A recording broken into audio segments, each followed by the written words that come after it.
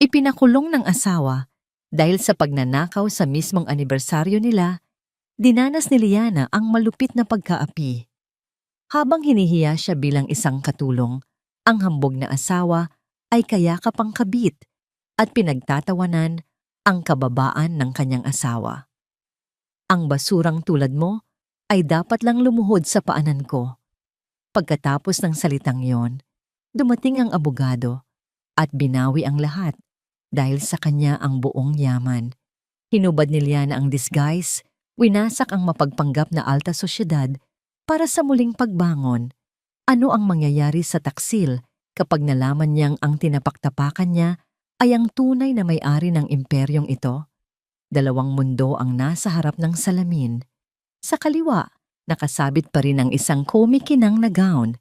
Gawa ito sa pinakamahal ko na sutla. Pinalamutian ng libu-libong maliliit na kristal na tila mga bituin sa kalangitan. Iyon ang damit na dapat niyang isuot ngayong gabi. Iyon ang baluti ni Liana Roxas Alcaraz, ang asawa ng makapangyarihang si Mateo Alcaraz. Ngunit sa kanan, ang refleksyon niya ay ibang-iba. Nakasuot siya ng isang simpleng itim na bestida at puting apron, ang uniforme ng isang tagapagsilbi. Ang tela ay magaspang sa kanyang balat, malayong malayo sa lambot ng mga damit na kinalakihan niya. Ang kanyang buhok, na karaniwang nakaayos sa isang eleganteng bun, ay itinali lamang sa isang mahigpit at simpleng pusod na tinakpan pa ng isang maliit na hairnet. Pinagmasdan ni Liana ang kanyang mga kamay. Ang mga kuko niyang laging may perpektong manicure ay nanginginig habang hinahaplos ang murang tela ng apron. Ito na, walang atrasan. Sumagi sa kanyang isipan ang usapan nila ni Mateo kaninang umaga. Nakatayo ito sa harap ng walk-in closet nila, abala sa pagpili ng isusuot na mamahaling relo. "Everything must be perfect tonight, Liana," sabi nito. Hindi man lang siya tinitingnan. "The Alcaraz name is on the line. I expect you to be the perfect hostess." Hindi na niya matandaan ang isinagot niya. Marahil ay isang pilit ng ngiti at isang tango. Sa loob ng 5 taon nilang pagsasama, iyon na ang naging papel niya. Ang maging perpekto. Ang maging magandang palamuti sa braso ng kanyang asawa. Ngunit sa likod ng mga ngiting iyon, sa likod ng mararangyang pagdiriwang, ay isang pakiramdam ng pagkabaog. Isang pakiramdam na ang lahat ng nakikita niya ay isang malaking dula-dulaan. Kaya ngayong gabi, nagpasya siyang baguhin ang kanyang papel. Hindi bilang bida, kundi bilang isang manonood mula sa pinakamababang upuan. Huminga siya ng malalim, tinalikuran ang salamin at ang gown na sumisimbolo sa kanyang buhay, at dahan-dahang binuksan ang pinto palabas ng kanyang silid. Ngunit sa halip na lumabas patungo sa engrandeng hagdanan, lumiko siya patungo sa pasilyong hindi pamilyar sa kanya, ang daan patungo sa kusina at sa quarter ng mga katulong. Pagpasok niya sa staff area, tila pumasok siya sa ibang dimension. Ang tahimik at malawak na pasilyo ng mansyon ay napalitan ng ingay at siksikan. Nagkakagulo ang mga caterer, ang mga waiter ay abala sa pagpupunas ng mga baso, at ang amoy ng pagkain at pawis ay naghahalo sa hangin. Walang sino mang pumansin sa kanya. Para sa kanila, isa lang siya sa mga bagong extra na kinuha para sa malaking okasyon. "Hoy! Ikaw! Bago kay Wano?" Isang mataray na babae na may hawak na clipboard ang humarang sa kanya. Ito siguro ang head waitress. "Huwag kang tatanga-tanga dyan. Kunin mo ang tray na yan at magsimula ka ng mag-ikot.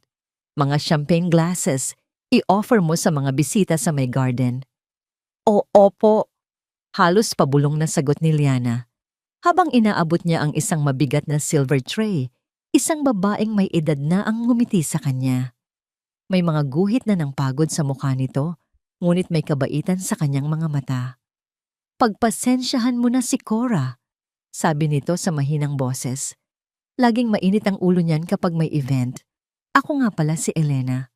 "Lia, na po," sagot ni Liana, ginagamit ang pangalang inihanda niya. Baguhan lang po. Hayaan mo, masasanay ka rin. Basta ngiti ka lang kahit napapagod na. Payo ni Elena bago ito muling bumalik sa kanyang ginagawa. Sandaling gumaan ang pakiramdam ni Liana. Ngunit nang humakbang siya palabas ng kusina at pumasok sa malawak na bulwagan, bumalik ang kaba sa kanyang dibdib, mas matindi pa kaysa kanina. Ang buong lugar ay naliligo sa ginintuang ilaw mula sa mga dambuhalang chandelier na siya mismo ang pumili. Ang mga bisita na nakasuot ng kanilang mga pinakamagagarang damit at alahas ay nagtatawanan habang hawak ang mga kupita ng alak. Mga pamilyar na mukha, mga kaibigan niya, mga taong bumabati sa kanya nang may paggalang kapag siya si Mrs. Alcaraz. Ngunit ngayong gabi, hindi siya si Mrs. Alcaraz. Naglakad siya sa gitna nila, dala-dala ang tray. Dama niya ang bawat tingin na dumadapos sa kanya. Mga tinging mapanuri, walang interes, at minsan ay may halong inis na para bang isa siyang sagabal. Ilang beses siyang binangga ng hindi man lang sinasabihan ng sorry. Narinig niya ang mga bulungan tungkol sa mga bagong kotse, mga bakasyon sa Europa, mga bagay na dati ay bahagi rin ng kanyang mundo. Ngayon, para siyang isang multo, nakikita pero hindi pinapansin, nakakarinig pero hindi kasali. Isang malamig na kamay ang biglang pumigil sa kanyang braso. Miss, isa ngang champagne. Lumingon si Liana at nakita ang isa sa mga tita ng kanyang asawa, isang babaeng laging yumayakap sa kanya nang mahigpit sa mga family gathering. Ngayon, ang tingin nito sa kanya ay blangko, na para bang isa lang siyang kasangkapan. Nanginginig ang kamay ni Liana habang inaabot ang isang baso. Sa sobrang kaba, muntik na itong mahulog mula sa tray. Dahan-dahan naman, sigaw ng ginang, na agaw ang atensyon ng mga taong malapit sa kanila. Kung hindi mo kaya ang trabaho mo, umuwi ka na lang. Nagyuko ng ulo si Liana, ramdam ang pamumula ng kanyang mukha. Paumanhin po. Sa pag-ikot niya, sinubukan niyang iwasan ang mga pamilyar na mukha, lalo na ang kinaroroonan ni Mateo. Ngunit ang espasyo ay tila lumiliit at ang bawat sulok ay may nagkukumpulang mga taong dati niyang pinangingitian. Naramdaman niya ang bigat ng bawat hakbang, ang bigat ng tray na tila pabigat ng pabigat, at ang bigat ng kanyang sikretong dinadala. Mula sa di kalayuan, natanaw niya ang kanyang asawa, si Mateo. Nakatayo ito sa gitna ng isang grupo ng mga maimpluwensyang negosyante. Ang tawa nito ay malakas at puno ng kumpiyansa. Perpekto ang pagkakatali ng kanyang bowtie at ang kanyang mamahaling suit ay tila yakap na yakap ang matipuno nitong katawan. He was in his element. Siya ang hari ng gabing ito, sa kahariang binuo nila nang magkasama. Bumilis ang kabog ng dibdib ni Liana. Napilitan siyang dumaan malapit sa grupo nila para ihatid ang natitirang champagne sa kabilang dulo ng hardin. Bawat hakbang ay isang panalangin na sana'y wag siyang mapansin. Habang siya'y papalapit, lumingon si Mateo sa kanyang direksyon. Nagtama ang kanilang mga mata, o iyon ang akala niya. Ngunit ang tingin ni Mateo ay dumaan lang sa kanya. Tumingin ito na parang hangin lang siya, isang aninong hindi karapat-dapat pagtuunan ng pansin. Pagkatapos ay muli itong bumaling sa kausap at sa isang iglap, nasaksihan ni Liana ang isang nangiti sa labi ng kanyang asawa, isang ngiting hindi para sa kanya. Isang matalim na kirot ang gumuhit sa kanyang puso. Mas masakit pa ito kaysa sa mga salitang binitawan ng tiyahin nito kanina. Ang maging dayuhan sa sarili niyang pamamahay ay isang bagay. Ngunit ang maging invisible sa mata ng sarili mong asawa, iyon ay ibang level ng sakit. Dala ng pagkabigla at sakit na naramdaman, bahagyang nanghina ang kanyang mga tuhod, naging manhid ang kanyang mga daliri sa pagkakahawak sa tray. Sa kagustuhang makalayo agad sa lugar na yon, nagmamadali siyang umikot. Ngunit huli na ang lahat. Ang kanyang biglaang paggalaw ay naging sanhi ng pagkawala ng balanse ng mga basong nakapatong sa tray. Tila bumagal ang lahat sa kanyang paningin. Nakita niya ang pagtagilid ng mga kupita. Narinig ang mahinang pag-ugong ng mga ito bago sila tuluyang bumagsak. Isang malakas na kalansing ng mga nabasag. Nababasagin ang pumunit sa masayang tugtugin at tawanan ng mga bisita. Sinundan ito ng isang matinis na tili. Ah! Ang damit ko! Napayuko si Liana sa sahig, sa gitna ng mga bubog at natapong alak. Ang mamahaling champagne na dapat ay nagbibigay saya sa mga bisita ay bumabasa ngayon sa sahig na gawa sa marmol. Ngunit hindi iyon ang pinakamasama. Isang pares ng kumikinang na sapatos ang nasa harap niya at ang laylayan ng isang puting-puting gown ay nabahiran na ngayon ng malaking mantsa ng alak. Dahan-dahan niyang itinaas ang kanyang nanginginig na paningin, handa nang humingi ng tawad sa kung sino mang nabiktima ng kanyang kapabayaan. Nagtama ang kanilang mga mata. Ang mukha ng babae ay puno ng pagkagulat na sa isang iglap ay napalitan ng nanlilisik na galit. Isang mukhang hinding-hindi niya malilimutan. Isang mukhang laging nakangiti sa kanya sa harap ng maraming tao, ngunit sa mga mata ay may nakatagong inggit. Ang babaeng nasa harap niya ay si Katrina Velasco. Nanigas si Liana sa kanyang kinatatayuan. Ang galit sa mga mata ni Katrina ay parang apoy na handang tupukin ang sinumang nasa harapan nito.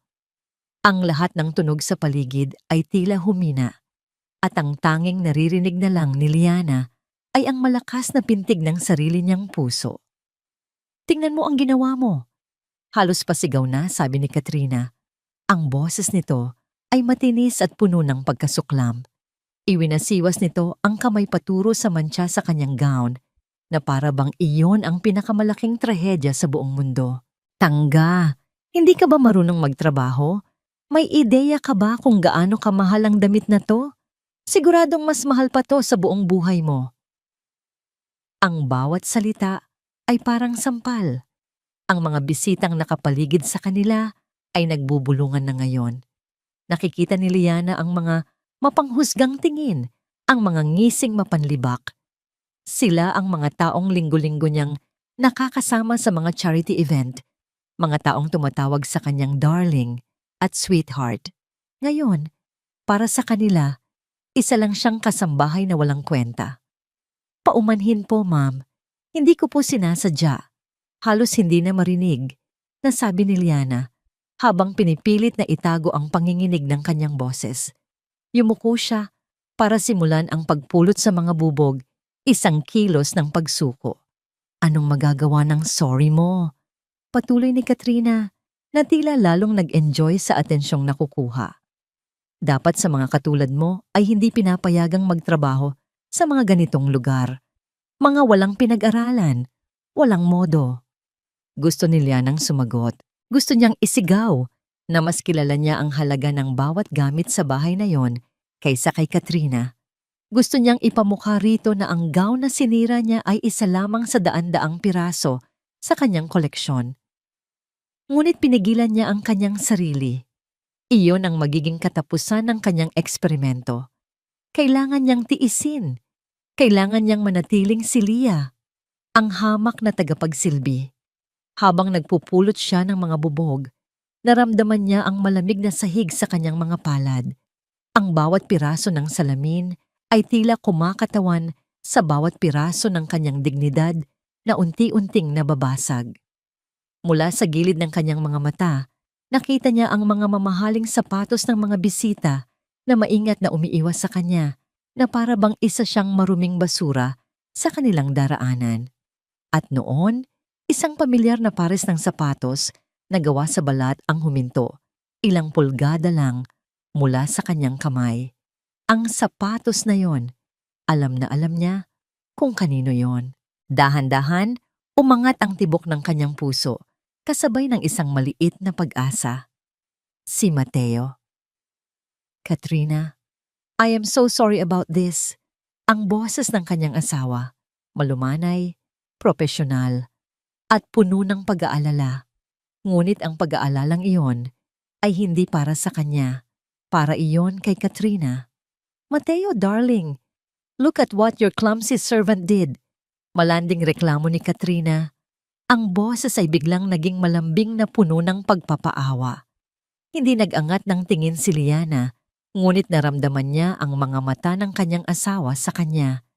Inaasahan niya ang kahit anong senyales ng pagkilala. Isang pagkunot ng noo, isang pag-aalinlangan. Ngunit wala.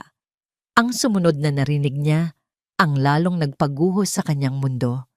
Pasensya na talaga, sabi ni Mateo. Ang tono ay may bahid ng pagkainis na hindi nakiiringgan ni Katrina. Ngunit dinig na dinig ni Liana. I'll make sure the agency compensates you for the dress. As for you, naramdaman ni Liana na sa kanya na nakatuon ang atensyon ni Mateo. Nag-angat siya ng tingin, puno ng pagsamo. Umaasang sa mas malapitang pagtingin ay makikita nito ang katotohanan.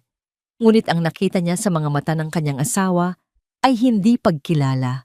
Nakita niya ang disappointment, ang iritasyon, ang tingin ng isang amo sa isang empleyadong nagkamali at nagdulot ng kahihiyan. Walang salitang namutawi sa bibig ni Mateo para sa kanya. Isang matalim na tingin lang ang ibinigay nito bago muling bumaling kay Katrina.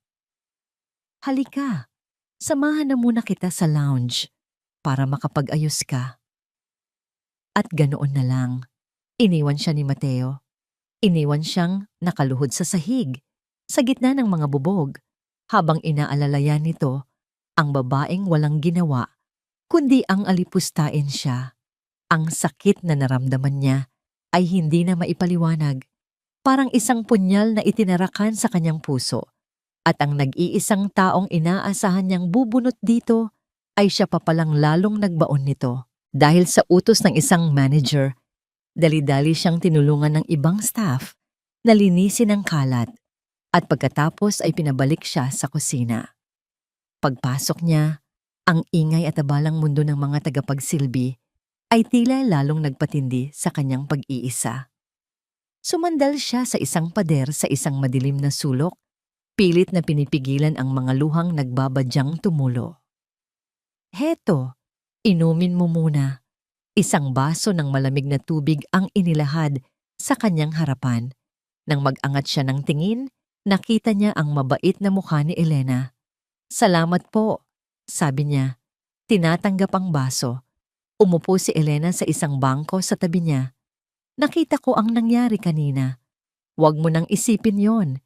Ganyan talaga ang ilan sa kanila, sabi ni Elena sa isang mahinahong boses. Akala mo kung sino, pero ang totoo, mas masahol pa sa basura ang ugali. Sa simpleng salitang iyon, naramdaman ni Liana ang isang patak ng ginhawa.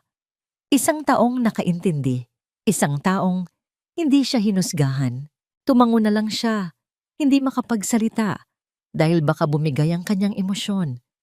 Ang mahalaga, maging matatag ka. Trabaho lang to. Dagdag pa ni Elena.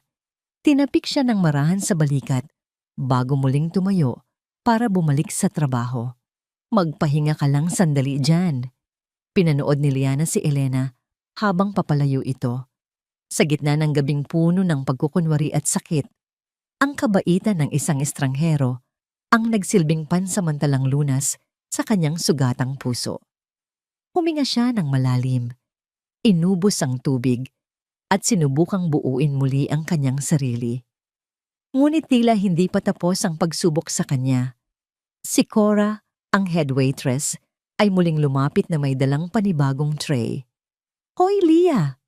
Tama na ang drama dyan, utos nito. Mainit-init pa tong mga mini-quiche. Ilibot mo na agad yan bago pa lumamig.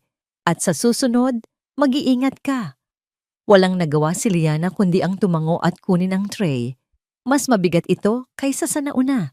At ramdam niya ang init na tumatagos mula sa ilalim nito. Sa bawat hakbang pabalik sa bulwagan, para siyang isang sundalong bumabalik sa isang giyerang alam niyang talo na siya. Habang naglalakad siya sa isang medyo masikip na pasilyo patungo sa kabilang bahagi ng hardin, naramdaman niya ang isang presensya sa kanyang likuran. Bago pa man siya makalingon, isang paa ang biglang humarang sa kanyang daraanan. Nawalan siya ng balanse. Ang kanyang katawan ay bumagsak pasulong. Ang tray na puno ng mainit na pagkain ay tumilapon mula sa kanyang mga kamay, handang bumagsak sa kung sino mang nasa harapan. Narinig niya ang sarili niyang pagsigaw, kasabay ng mga tili ng mga taong malapit. At sa gilid ng kanyang mata, nakita niya ang isang ngisi sa mga labi ni Katrina Velasco. Ipinikit ni Liana ang kanyang mga mata. Hinihintay ang hindi maiiwasang pagbagsak, ang tunog ng nabasag na pinggan, ang init ng pagkaing dadapo sa kanyang balat, at ang panibagong bugso ng kahihiyan. Ang lahat ay tila bumagal. Ang mga sigaw ay parang nanggagaling sa malayo. Ito na ang katapusan, ngunit hindi siya bumagsak. Isang malakas, ngunit maingat na kamay ang humawak sa kanyang braso, pinipigilan ang kanyang pagkakasalampak. Kasabay nito, isa pang kamay ang mabilis na sumalo sa ilalim ng tray, pinapanatili itong balanse sa isang paraang halos imposible. Ang mga minikish ay bahagyang gumalaw, ngunit walang kahit isang pirasong nahulog. Nang imulat ni Liana ang kanyang mga mata, ang unang nakita niya ay ang mukha ni Elena. Seryoso at nakatuon. Isang buntong hininga ng pasasalamat ang kumawala sa kanyang mga labi. "Ayos ka lang, Lia?" Mahinang tanong ni Elena, habang marahan siyang itinutuwid sa pagkakatayo. "Oo po," nanginginig na sagot ni Liana. Nang makabawi sila pareho, ibinalik ni Elena ang tray sa mga kamay ni Liana. Pagkatapos ay lumingon ito sa direksyon kung saan nanggaling ang paa na pumatid kay Liana.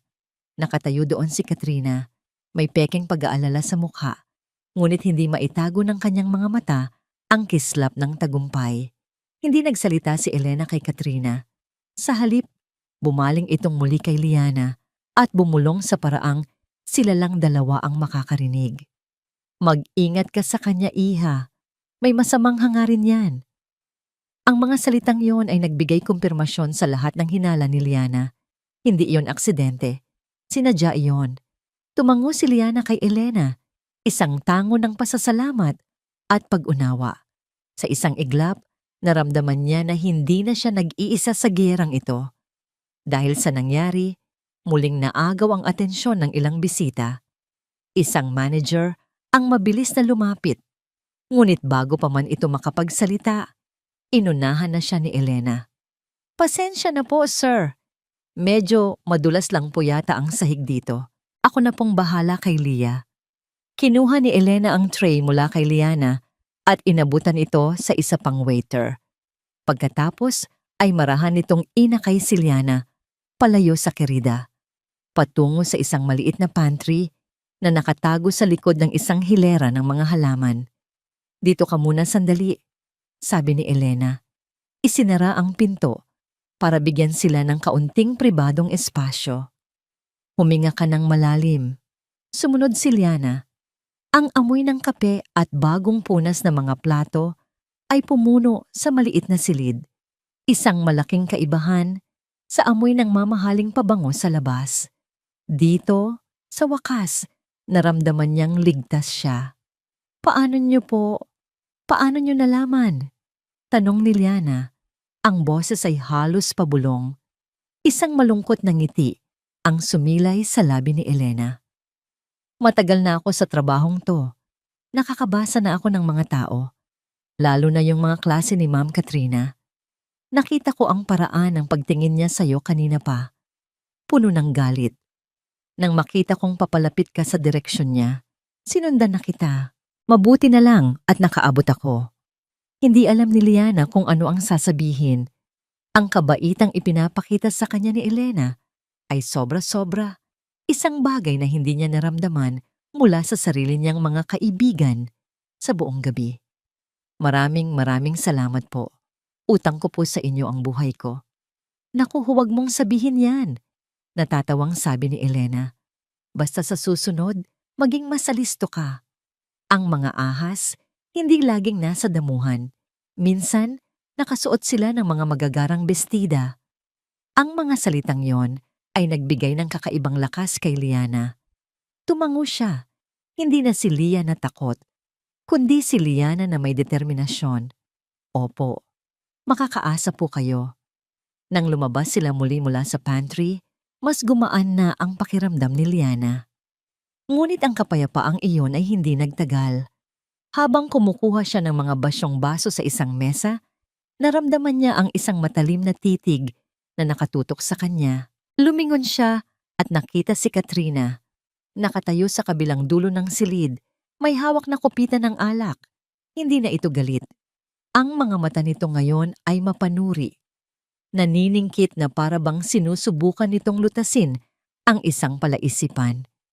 Tinititigan siya ni Katrina mula ulo hanggang paa, hindi tulad ng pagtingin sa isang hamak na katulong, kundi tulad ng pagtingin sa isang pamilyar na kalaban na hindi niya matukoy kung saan nakita.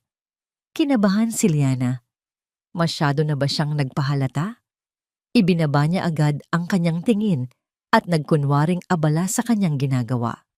Ngunit ramdam pa rin niya ang mga matang nakabantay sa bawat kilos niya. Para makaiwas, dinala niya ang tray ng mga maruruming baso patungo sa kusina. Sa kanyang paglalakad, hindi niya sinasadyang mapatingin sa direksyon ni Mateo. Naroon pa rin ito, kausap pa rin ang mga kasosyo sa negosyo. Ngunit ngayon, kasama na nila si Katrina. Nakita ni Liana kung paano tumawa si Katrina sa isang bagay na sinabi ni Mateo. Isang tawang malandi at kaakit-akit. At pagkatapos, sa isang kilos na nagpadurog muli sa puso ni Liana, marahan itong inilagay ang kanyang kamay sa braso ni Mateo. At si Mateo, hindi ito umalis. Ngumiti lang ito ng isang formal na ngiti, isang nangiting ginagamit nito sa negosyo. Ngunit para kay Liana, ang kilos na yon ay isang pagtataksil. Ang asawa niya, hinahayaang hawakan ng babaeng muntik nang manakit sa kanya. Isang malamig na pakiramdam ang gumapang sa buong katawan ni Liana. Pag-asa at pagdududa. Nakahanap siya ng isang kakampi kay Elena, ngunit ang taong pinakamahalaga sa kanya ay tila na sa panig ng kanyang kaaway. Pinilit niyang alisin ang tanawing iyon sa kanyang isipan at nagpatuloy sa paglalakad patungo sa kusina. Kailangan niyang maging abala. Kailangan niyang ilayo ang sarili. Ngunit tila ang tadhana ay may ibang plano para sa kanya. Lia. Ang matinis na boses ni Cora, ang head waitress, ang pumutol sa kanyang pag-iisip. Lumapit ito sa kanya. May dalang seryosong ekspresyon. Ano po yon, Ma'am Cora? May special request? Sabi ni Cora habang tinitingnan ang kanyang listahan. Ang VIP table sa may terrace, yung table ni Miss Velasco, ayaw na nilang may iba't ibang waiter na lumalapit. Gusto nila ng isang dedicated server para sa kanila lang. Nanlamig ang mga kamay ni Liana. Po? Tumingin si Cora sa kanya. At dahil ikaw ang may kasalanan kung bakit nasira ang damit niya kanina, naisip kong ito ang tamang paraan para makabawi ka. Ikaw ang inaatasan kong magsilbi sa kanila sa buong gabi. Huwag mo akong ipapahiya. Bago pa man makaprotesta si Liana, tinalikuran na siya ni Cora. Naiwan siyang nakatayo doon, hawak ang malamig na tray, habang ang mga salita ng head waitress ay umuulit-ulit sa kanyang isipan. Ito ay hindi isang simpleng utos. Ito ay isang bitag. Ang paglakad patungo sa terrace table ni Katrina ay parang paglalakbay sa sarili niyang bitayan. Bawat hakbang ay mabigat. Bawat hininga ay pinipilit. Ang malamig na hangin ng gabi ay dumadampi sa kanyang balat. Ngunit sa loob-loob niya ay nag-aalab ang isang apoy na pilit niyang pinapatay. Nadatnan niya ang mesa na puno ng tawanan. Nandoon si Katrina, ang reyna sa kanyang trono, na papaligiran ng dalawa pa niyang kaibigan na kasing artipisyal niya. Ang kanilang mga alahas ay kumikinang sa ilalim ng ilaw ng buwan, ngunit ang kanilang mga mata ay may malamig na kislap ng kalupitan. Ayan na pala ang paborito nating tagapagsilbi. Bungad ni Katrina nang makita siya. Ang boses ay puno ng sarkasmo. Mabuti naman at nakarating ka. Akala ko ay naligaw ka na. Hindi umimik si Liana. Inilapag niya ang kanyang maliit na tray sa isang tabi at tumayo ng tuwid, handa sa anumang ipag-uutos. Ano po ang maipaglilingkod ko sa inyo, ma'am? Formal niyang tanong. Isang mapanlokong ngiti ang sumilay sa labi ni Katrina. Nag-isip ito sandali, na para bang naghahanap ng pinakamahirap na pagsubok. Gusto ko ng alak. Isang Chateau Margaux, 1982 vintage. Siguraduhin mong tama ang temperatura. Naramdaman ni Liana ang paghinto ng kanyang paghinga. Chateau Margaux, 1982. Alam na alam niya ang laman ng kanilang wine cellar. Mayroon silang koleksyon ng mga pinakamahuhusay na alak sa buong mundo. Ngunit ang particular na vintage na yon, matagal na yung naubos sa isang private dinner na inorganisa niya para sa isang foreign dignitary noong nakaraang taon. Alam ito ni Katrina. Sigurado siyang alam nito dahil nandoon din ito sa dinner na yon. Pasensya na po, ma'am, pero... Anong pero? Putol ni Katrina. Tinaasan siya ng kilay. Utos yon, hindi mungkahi. Hanapin mo. Kung wala sa listahan, puntahan mo ang sommelier. Baka may nakatago siyang personal collection. Go! Walang nagawa si Liana kundi ang tumango. Masusunod po. Naglakad siya palayo sa mesa. Ramdam ang mga matang nakatutok sa kanyang likuran. Alam niyang pinagtatawanan siya. Alam niyang ito ay isang laro. Ngunit kailangan niyang laruin ito ayon sa kanilang mga patakaran. Gaya ng inaasahan, kinumpirma ng sommelier na wala na silang ganoong alak. Kinailangan pa niyang maghintay ng ilang minuto bago makabalik sa terrace. Wala po talaga, ma'am. Ulat niya. Pinapanatili ang kanyang boses na kalmado. Isang malakas na buntong hininga ang pinakawala ni Katrina. Hey nako, expected. Ang hirap talagang makahanap ng matinong serbisyo ngayon. Tumingin ito sa mga kaibigan. Ano pa bang aasahan mo? Habang nagbubulungan sila, isa sa mga kaibigan ni Katrina, isang babaeng nagngangalang Clarice, ay biglang nagulat at natabig ang sarili nitong baso. Ang kulay pulang laman ng Singapore sling ay sumaboy sa puting marmol ng sahig, lumilikha ng isang malagkit at pangit na mantsa. Oh my gosh! I'm so clumsy. Tili ni Clarice. Ngunit ang kanyang mga mata ay nakatingin kay Liana. Agad na kumilos si Liana. Ako na po ang maglilinis. Akma na siyang kukuha ng mop at basahan mula sa malapit na service station. Huwag! Pigil ni Katrina. Ang boses ay matigas. Baka magasgas mo lang ang sahig. Gamitin mo na lang to. Itinuro nito ang isang maliit na lalagyan ng mga tissue paper sa mesa. Punasan mo. Ngayon na. Nanlaki ang mga mata ni Liana. Maglilinis ng malagkit na cocktail gamit ang manipis na tissue? Iyon ay isang pagpapahirap. Isang pagpapababa sa kanyang pagkatao. Lumuhod siya. Ang lamig ng marmol ay tumagos sa manipis na material ng kanyang palda. Habang pinupunasan niya ang sahig, ang bawat piraso ng basang tissue na dumidikit sa sahig ay parang latay sa kanyang kalooban. Dinig na dinig niya ang mahihinang hagikgikan mula sa mesa. Pinag-uusapan siya na para bang isa lang siyang bagay na naroroon. Tingnan mo ang uniforme niya. Parang pinaglumaan pa ng lola niya, sabi ng isa. At ang mukha so stressed, parang pasan niya ang problema ng buong mundo. Dagdag ni Clarice. Saan kaya nila pinupulot ang mga ganito? Nakakababa ng standards ng party. Pagtatapos ni Katrina, bawat salita ay tumatagos. Pinikit ni Liana ang kanyang mga mata. Kinagat ang kanyang labi. Huwag kang iiyak, Liana. Huwag mong ibibigay sa kanila ang satisfaksyong yon. Tinapos niya ang paglilinis. Ang kanyang mga daliri ay malagkit na at namumula. Tumayo siya at walang imik na itinapon ang mga basang tissue sa basurahan. May ipag-utos pa po ba kayo? Tanong niya. Ang boses ay bahagyang garalgal. Pinagmasdan siya ni Katrina. Tila nadismaya na hindi pa rin siya umiiyak. Bigyan mo kami ng ilang minuto. Ginamit ni Liana ang pagkakataong yon para tumakas. Nagpaalam siya na pupunta sa comfort room. Pagpasok niya sa banyong pambabae na mas malaki pa sa isang condominium unit, Isinandal niya ang kanyang likod sa malamig na pinto at huminga ng malalim. Niyakap niya ang kanyang sarili. Ang unipormeng suot niya ay nagsisimula ng maging parang isang kulungan. Tumingin siya sa salamin. Ang nakita niya ay hindi si Liana Roxas Alcaraz, ang may bahay ng mansyon.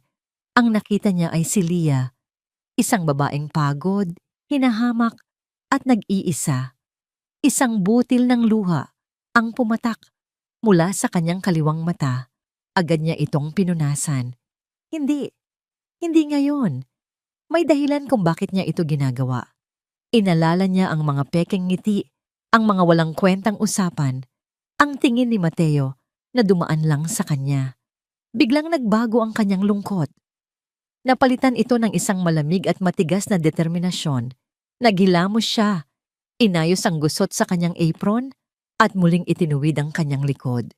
Paglabas niya, isa na siyang blangkong pader. Walang emosyon, isang perpektong tagapagsilbi. Bumalik siya sa terrace, handa na para sa susunod na pag-atake. Nagsalin siya ng tubig sa kanilang mga baso. Ang kanyang mga kilos ay kontrolado at profesional. Nang mapuno niya ang baso ni Katrina, hinawakan nito ang kanyang pulsuhan. Ang pagkakahawak ay mahigpit at malamig. Napatingin si Liana dito. "Sandali," sabi ni Katrina. Inilapit ang kanyang mukha na para bang may ibubulong. Ang kanyang mga mata ay naniningkit. Sinusuri ang bawat detalye ng mukha ni Liana, ang hugis ng kanyang mga mata, ang kurba ng kanyang mga labi. "Alam mo," bulong ni Katrina, ang boses ay parang lason. Sapat lang para marinig nilang dalawa. "May kamukha kang isang taong kinasusuklaman ko." Huminto ang mundo ni Liana. Pareho kayong mukhang basura. Para kay Mateo Alcaraz, ang gabing ito ay isa lamang sa hindi mabilang na mga obligasyon. Ang bawat pakikipagkamay, bawat pilit ng ngiti, bawat pagtango sa mga papuri ay isang kalkuladong galaw sa isang malaking chessboard ng negosyo at impluensya. Ang Villa Alcaraz ay hindi niya tahanan ngayong gabi. Ito ang kanyang entablado at siya ang bida. "Magnificent party, Mateo. Truly spectacular," bati ni Mr. Chen, isa sa kanyang mga pinakamalaking investor mula sa Hong Kong. "Your wife has excellent taste."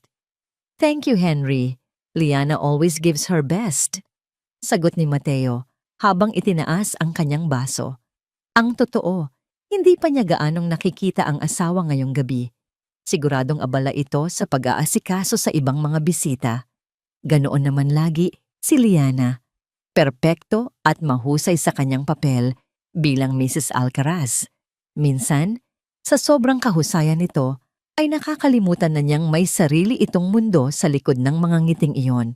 Habang nagpapatuloy ang usapan tungkol sa stock market, napadako ang tingin ni Mateo sa isang maliit na komosyon malapit sa hardin. Nakita niya ang isang grupo ng mga bisita na nakatingin sa isang bagay sa sahig. Isang waiter. Isang babaeng waiter na nakaluhod at naglilinis ng natapong alak. At sa tabi nito, nakatayo si Katrina Velasco. Ang mukha ay puno ng iritasyon.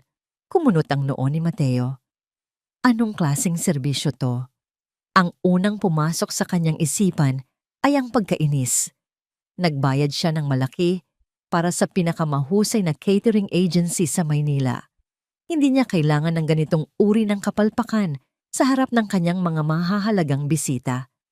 Nang makita niyang lumapit siya para kausapin si Katrina, hindi niya pinansin ang waiter na papalayo na.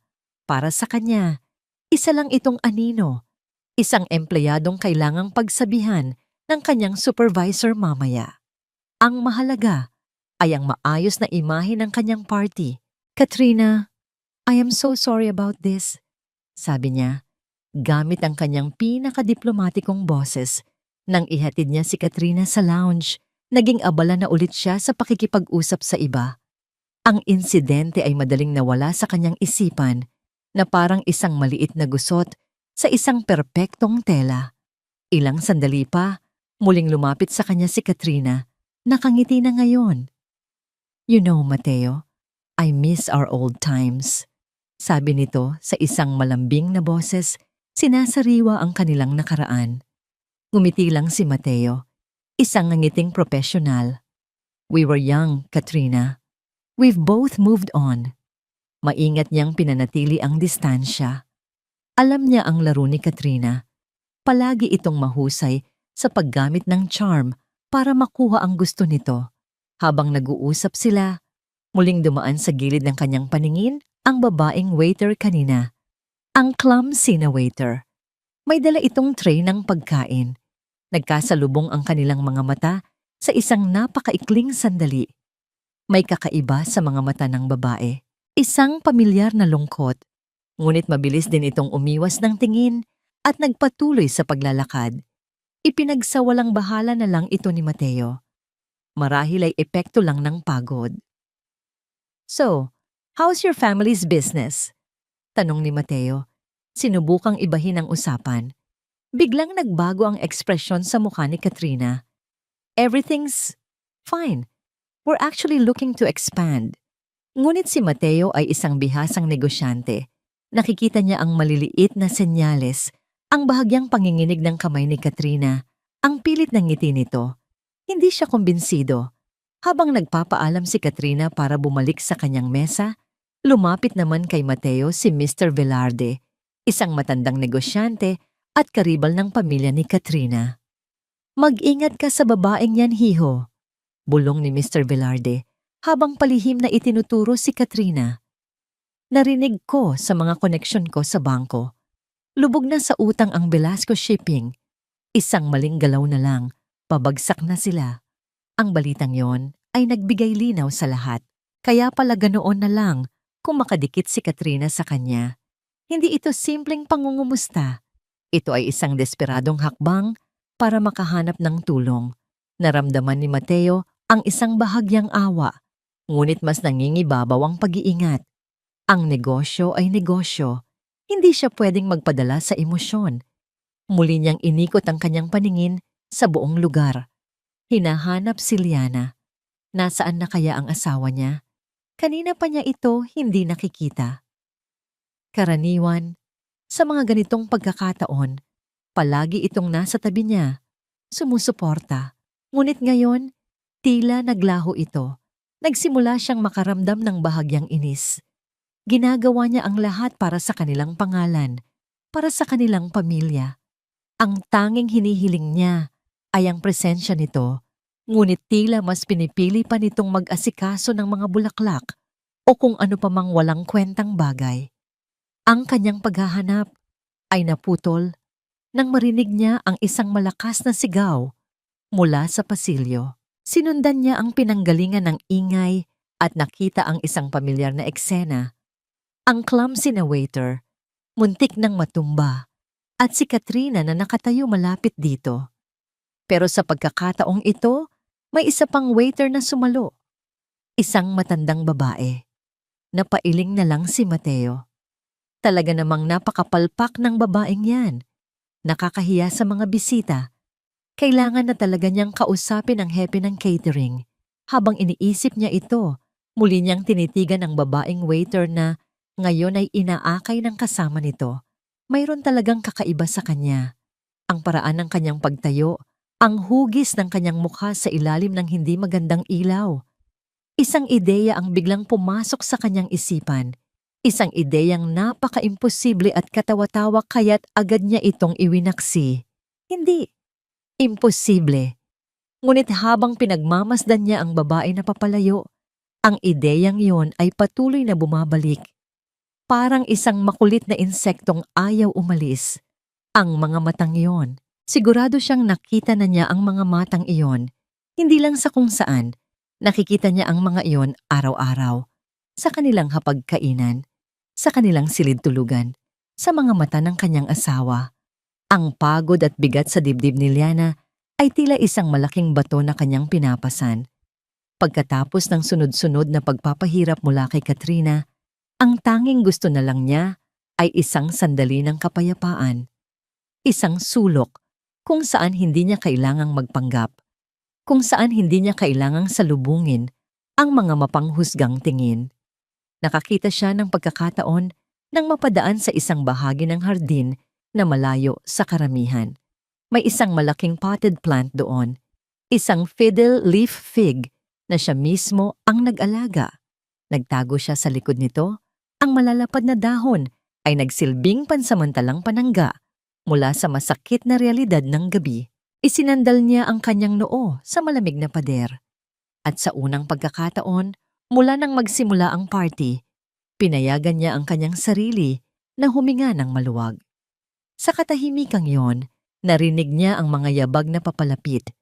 Hindi ito mga yabag ng mamahaling sapatos na pang-party, kundi mga yabag ng pagod na paa na nakasuot ng simpleng sapatos. Agad siyang kinabahan. Akma na siyang aalis nang makilala niya kung sino ito. Si Elena. Pinigilan ni Liana ang kanyang paghinga. Ayaw niyang istorbohin ang matanda. Marahil ay naghahanap din ito ng sandaling pahinga. Nanatili siyang tahimik sa kanyang pinagtataguan, nakikinig. Nakita niyang inilabas ni Elena ang kanyang cellphone. Sa una, inakala ni Liana na tatawag ito sa pamilya para kumustahin. Ngunit ang mga salitang lumabas sa bibig ni Elena ang nagpatigil sa pag-ikot ng kanyang mundo. "Hello, Fred." "Oo, ako to." Ang boses ni Elena ay iba na. Wala na ang malumanay at maalalahaning tono. Napalitan ito ng isang boses na matalas, propesyonal, at puno ng pananabik. "May nakuha na ako, higit pa sa inaasahan natin." Napakunot ang noo ni Liana. Sino si Fred? Anong nakuha niya? Nagpatuloy si Elena. Ang boses ay bahagyang pabulong ngunit sapat na para marinig ni Liana. "Hindi ka maniniwala. Yung event sa Villa Alcaraz, ang asawa mismo ni Mateo Alcaraz, nagpapanggap na katulong." Isang malamig na kuryente ang gumapang sa buong katawan ni Liana. Tila nabingi siya. Hindi. Hindi maaari. Baka nagkakamali lang siya ng dinig. "Oo, sigurado ako." Pagpapatuloy ni Elena. "Nakita ko siya. Nakausap ko siya. Kitang-kita ko kung paano siya laitin ang mga sarili niyang kaibigan. Si Katrina Velasco, halos isubsob na ang mukha niya sa sahig. At ang asawa, si Mateo, daanan lang siya na parang hangin. This is gold, Fred. Pure gold." Ang bawat salita ay parang isang suntok sa sikmura. Ang mabait na si Elena, ang tanging taong nagmalasakit sa kanya, ang kanyang naging kakampi, ay isa palang impostor, isang mamamahayag. "Ano ang headline?" tanong ni Elena, at naririnig ni Liana ang nangiti sa boses nito. "How about The Millionaire's Wife Who Became a Maid for a Night?" O kaya, "The Dirty Secrets of High Society, An Undercover Report from a Billionaire's Mansion." Ang ganda, di ba? Eto na ang istoryang magpapasikat sa atin. Maghanda ka na. I-hold mo ang front page. Hindi na makahinga si Liana. Ang hangin ay tila naubos sa kanyang mga baga. Ang pakiramdam ng pagkakanulo ay mas masahol pa sa lahat ng masasakit na salitang natanggap niya mula kay Katrina. Ang ginawa ni Katrina ay masama, ngunit inaasahan na niya iyon. Ngunit ang ginawa ni Elena, iyon ay isang pagtataksil sa kanyang tiwala. Ginamit siya, ginamit ang kanyang kahinaan para sa isang scoop, ang lahat ng kabaitan, ang baso ng tubig, ang mga payo, ang pagsalo sa kanya kanina. Lahat ba yun ay parte ng isang malaking pagpapanggap? "Sige na, bababaan ko na to. Baka may makarinig pa sa akin," sabi ni Elena sa kabilang linya. "Babalitaan na lang kita mamaya." Pagkatapos patayin ng tawag, nagbuntong hininga si Elena. Isang buntong hiningang puno ng tagumpay. Isinuksok nito ang cellphone sa bulsa ng kanyang apron at humakbang para bumalik sa loob. Sa kanyang pag-ikot, ang mga mata nito ay halos tumama sa pinagtataguan ni Liana. Sa isang iglap, nagtama ang kanilang mga paningin. O yun ang akala ni Liana. Ngunit mabilis na umiwas si Elena at nagpatuloy sa paglalakad. Walang kamalay-malay na ang buong sikreto niya ay narinig na ng taong pinakasentro ng kanyang kwento. Naiwan si Liana sa likod ng halaman, nanginginig. Ang kanyang mundo ay gumuho sa pangalawang pagkakataon ngayong gabi. Una, sa paningin ng kanyang asawa. Ngayon, sa kamay ng taong inakala niyang kaibigan. Wala na siyang mapagkakatiwalaan, wala na siyang kakampi. Nag-iisa na lang talaga siya. Pagkaalis ni Elena, nanatili si Liana sa kanyang pinagtataguan, hindi makagalaw. Ang mga binti niya ay parang naging bato, masyadong mabigat para iangat. Ang katahimikan sa hardin ay nabasag lamang ng mahihinang tunog ng party sa di kalayuan. Ang musika, ang tawanan, mga tunog na ngayon ay parang nanggagaling sa ibang mundo, isang mundong hindi na niya kinabibilangan. Ang pakiramdam ng pagkakanulo ay isang laso na dahan-dahang kumakalat sa kanyang mga ugat. Mas masakit ito kaysa sa pisikal na sakit. Ito ay isang sakit na tumatagos sa kaluluwa. Ang bawat mabuting alaala niya kay Elena sa loob ng ilang oras na nakalipas ay isa-isang naging kasinungalingan. Ang baso ng tubig ay hindi dahil sa awa, kundi para makuha ang kanyang tiwala. Ang pag-alalay sa kanya kanina ay hindi dahil sa pagmamalasakit, kundi para sa isang mas dramatikong anggulo sa istorya. Ito na ang istoryang magpapasikat sa atin. Ang mga salitang yon ay paulit-ulit na tumatakbo sa kanyang isipan. Ginamit siya, ang kanyang sakit, ang kanyang kahihiyan ay naging materialis lang para sa ambisyon ng ibang tao. Sa wakas, pinilit niyang igalaw ang kanyang mga paa. Kailangan niyang umalis doon. Kailangan niyang lumayo. Naglakad siya ng walang direksyon, iniiwasan ang mga mataong lugar, pinipili ang mga madidilim na pasilyo.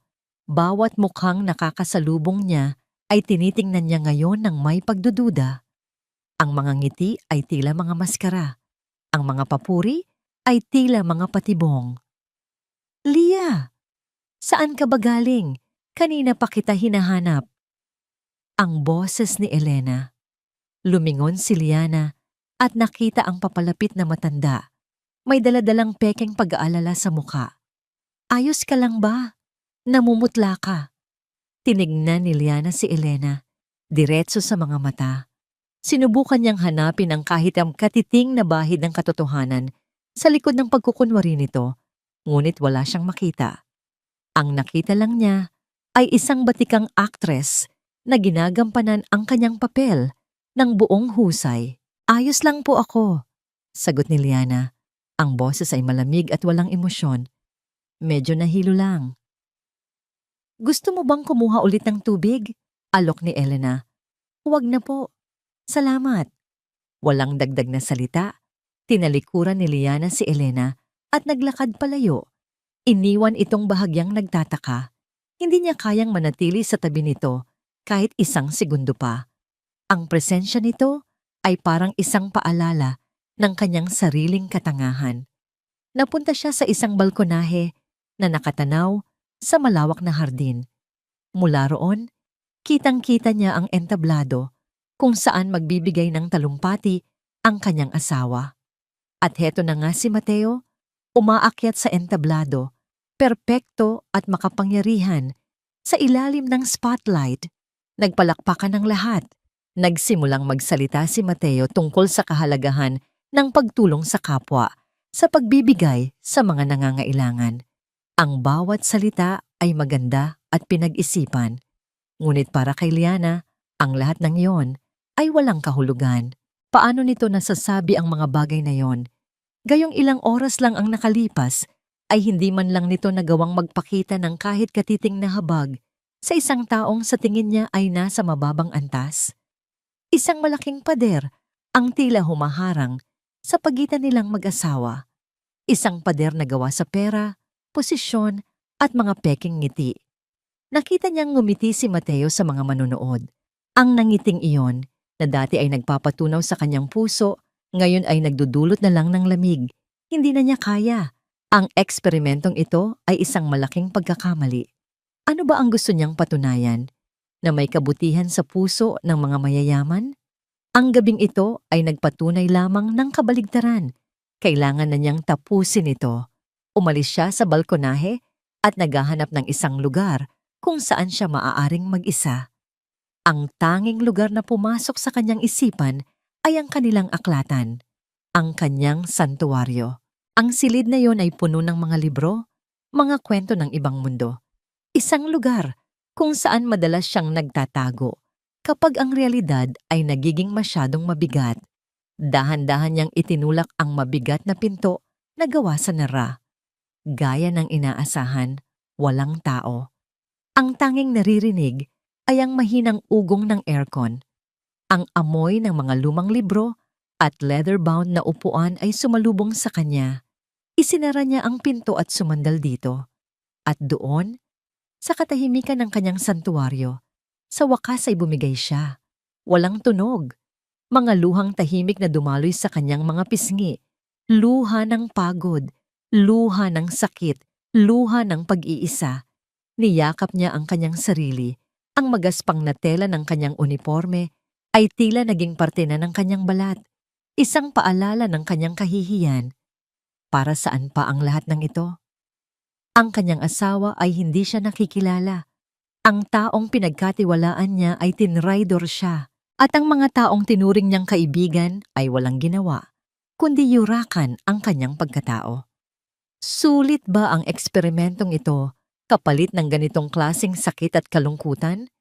Habang nakatayo siya roon, basang-basa ng luha ang kanyang mukha. Dahan-dahang bumukas ang pinto sa kanyang likuran. Nagulat siya. Mabilis niyang pinunasan ang kanyang mga luha at humarap. Isang anino ang tumambad sa kanya.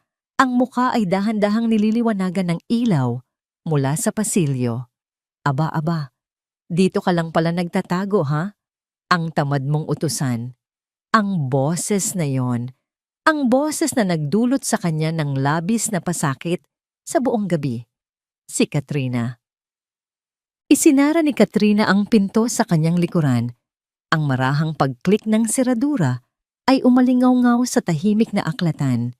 Tila isang kulungan na isinara ang pinto nito at si Liana ang bilanggo. Dahan-dahang humakbang si Katrina palapit. Ang kanyang mga takong ay lumilikha ng matinis na tunog sa sahig na gawa sa kahoy. Akala mo ba matatakasan mo ako? Sabi ni Katrina. Ang boses ay mababa at puno ng pagbabanta. Inutusan kitang magbantay sa mesa namin. Anong ginagawa mo dito? Pinunasan ni Liana ang natitirang bakas ng luha sa kanyang pisngi at pilit na itinayo ang sarili ng tuwid. Ang takot na naramdaman niya kanina ay unti-unting napapalitan ng isang malamig na galit. Pagod na siyang maging biktima. Kailangan ko lang pong magbanyo sandali. Isang malakas na tawa ang kumawala sa bibig ni Katrina. Huwag mo akong daanin sa mga palusot mo. Sigurado akong nagtatago ka lang dahil sa katamaran mo. Ganyan naman kayong mga mahihirap, di ba? Palaging naghahanap ng paraan para makalamang. Wala po kayong alam sa akin. Mariing sagot ni Liana. Ang kanyang mga mata ay hindi bumibitiw sa pagkakatitig kay Katrina. Lalong lumawak ang ngisi ni Katrina. Lumapit pa ito hanggang sa halos isang braso na lang ang pagitan nila. Alam mo, tama ang hinala ko kanina. May kamukha ka nga. Kamukha mo yung walang kwentang asawa ni Mateo. Nag-init ang mga tainga ni Liana. Si Liana. Pagpapatuloy ni Katrina, dinudilaan ang pangalan na parang isang masamang pagkain. Akala mo kung sino. Palaging nagmamalinis. Isang perpektong anghel sa paningin ng lahat. Pero alam mo ba ang totoo? Isa lang siyang ahas na umagaw sa dapat na sa akin. Hindi makapaniwala si Liana sa kanyang naririnig. Ang galit ni Katrina ay mas malalim pa sa inaakala niya. Hindi lang ito simpleng inggit. Ito ay isang matagal nang hinanakit. Dapat ako ang nasa posisyon niya ngayon. Sabi ni Katrina, ang kanyang mga mata ay nag-aapoy sa galit. Dapat ako ang Mrs. Alcaraz. Pero dumating siya, kasama ang kanyang pekeng kabaitan at malaking pera ng pamilya niya. At si Mateo, ang tanga, nagpabulag. Hinayaan lang ni Liana si Katrina Nailabas ang lahat ng lason sa kanyang dibdib. Sa bawat salita, mas lalong lumilinaw ang lahat. Ang bawat pangaalipusta, ang bawat pagpapahirap, lahat ay personal. Pero tingnan mo ngayon, sabi ni Katrina, iginala ang tingin sa buong aklatan. Ang engranding bahay na to, ang lahat ng ito, malapit ng maging abo. At ang prinsesa sa kastilyong ito, wala siyang kaalam-alam.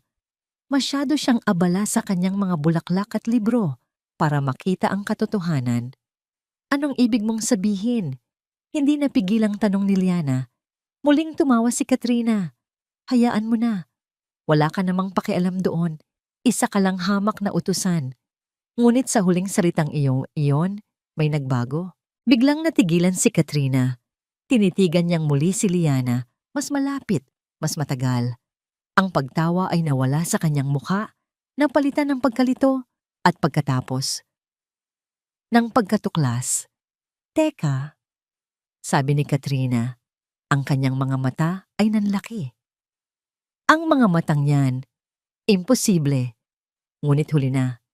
Sa puntong yon, wala nang pakialam si Liana kung mabunyag man ang kanyang pagkatao. Ang kanyang eksperimento ay tapos na. Ang mahalaga na lang ay ang harapin ang babaeng ito. Sa gitna ng tensyon, sa sobrang galit at pagkabigla ni Katrina, umabante ito at itinulak si Liana ng malakas. Sino ka ba talaga? Napaatras si Liana at nawalan ng balanse. Bumagsak ang kanyang likod sa isang malaking estante ng mga libro. Ang impact ay nagdulot ng malakas na pagyanig. Ang mga antigong libro na maingat na inayos sa loob ng maraming taon ay isa-isang nahulog sa sahig. Kasabay ng pagbagsak ng mga libro, natabig din ng pagyanig ang isang maliit na mesang katabi ng estante.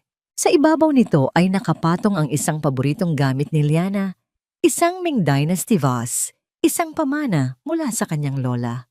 Tila bumagal ang oras habang pinapanood ni Liana ang pagtilapon ng florera. Bumagsak ito sa sahig na may nakabibinging tunog ng pagkasira. Ang dating magandang bagay ay naging isang tumpok na lang ng mga puting pira-piraso. Natigilan ang dalawang babae. Ang tanging maririnig na lang ay ang kanilang mabibigat na paghinga. Ngunit ang katahimikan ay binasag ni Katrina. Sa halip na matakot, isang masamang ideya ang nabuo sa kanyang isipan. Isang ngisi ang muling lumitaw sa kanyang labi. Isang nanggising mas masahol pa kaysa sa mga nauna. Ayan, sabi ni Katrina, tingnan mo ang ginawa mo. Bago pa man makapag-react si Liana, mabilis na hinubad ni Katrina ang isa sa kanyang mamahaling hikaw at palihim itong inihulog malapit sa mga basag na piraso ng florera. Pagkatapos ay kumuha siya ng isang malaking libro at sinadyang ihampas ito sa isang antigong lampara na nagdulot ng isa pang malakas na ingay. At pagkatapos, huminga siya ng malalim at tulong, tulong, magnanakaw. Isang malakas at puno ng takot na sigaw ang umalingaw-ngaw mula sa aklatan. Sapat na para marinig sa buong kabahayan. Nagkunwari si Katrina na umiiyak. Hinawakan ang kanyang tenga na para bang sa pilitang kinuha ang kanyang hikaw. Tinangka niyang nakawin ang alahas ko. At nang palagan ko siya, sinira niya ang lahat ng gamit dito. Tulungan ninyo ako. Napatanga si Liana. Hindi siya makapaniwala sa kanyang nakikita. Ito ay isang perpektong palabas, isang perpektong bitag. Ang pinto ng aklatan ay bumukas ng malakas. Ang unang pumasok ay 2 security guard na sinundan ng ilang mga bisita at staff. At sa likuran nila, may bakas ng pag-aalala at galit sa mukha ay ang kanyang asawa, si Mateo.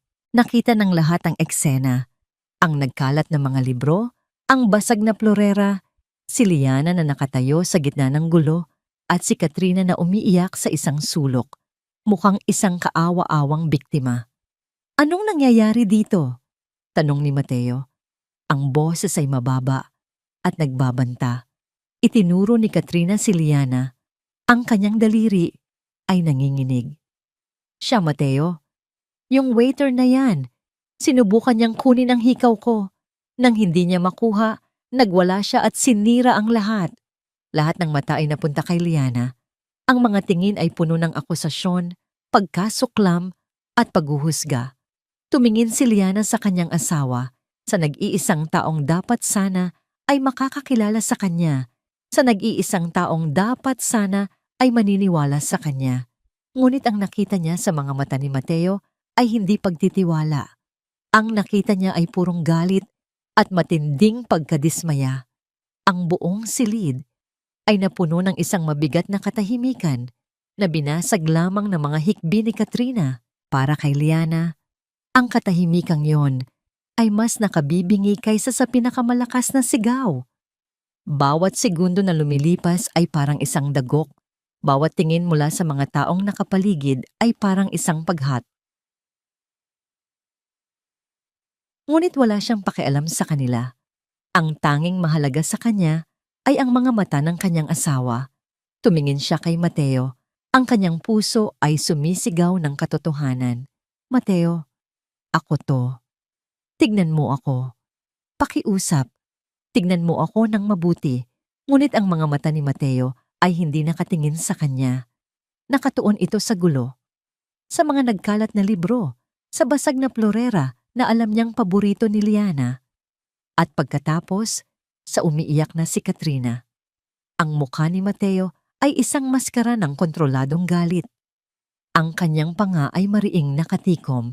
Bilang isang alkaraz, ang pinakamahalaga sa kanya ay ang reputasyon at kaayusan. At ang eksenang ito, sa harap ng kanyang mga kasosyo at kaibigan, ay isang malaking kahihiyan. Mateo, please. Humihikbing sabi ni Katrina. Ginagampanan ang papel ng biktima ng buong husay. Natakot ako. Bigla na lang siyang nagwala. Lumapit si Mateo kay Katrina at marahang inilagay ang kamay sa balikat nito. Isang kilos ng pag-alo. It's okay, Katrina. You're safe now. Ang simpleng kilos na yon, ang simpleng pagpapakita ng suporta sa maling tao, iyon ang bumasag sa puso ni Liana ng tuluyan. Mas masakit pa ito kaysa sa mga salitang binitawan ni Katrina. Mas masakit pa kaysa sa pagkakanulo ni Elena. Dahil ito ay mula kay Mateo, ang kanyang asawa, ang kanyang kakampi. Hindi totoo yan, mahinang sabi ni Liana. Ang boses ay nanginginig, ngunit may pilit na lakas. Hindi ko ginawa yan. Ngayon lang siya tiningnan ni Mateo. At sa mga mata nito, wala siyang nakitang pag-aalinlangan o pagtatanong. Ang nakita niya ay isang malamig at matigas na pader ng pagkadismaya. Isang tingin na ibinibigay sa isang estranghero, sa isang empleyadong nagdulot ng gulo. Tumahimik ka, sabi ni Mateo. Ang boses ay mababa, ngunit puno ng awtoridad. Hindi ito nakikiusap. Ito ay isang utos.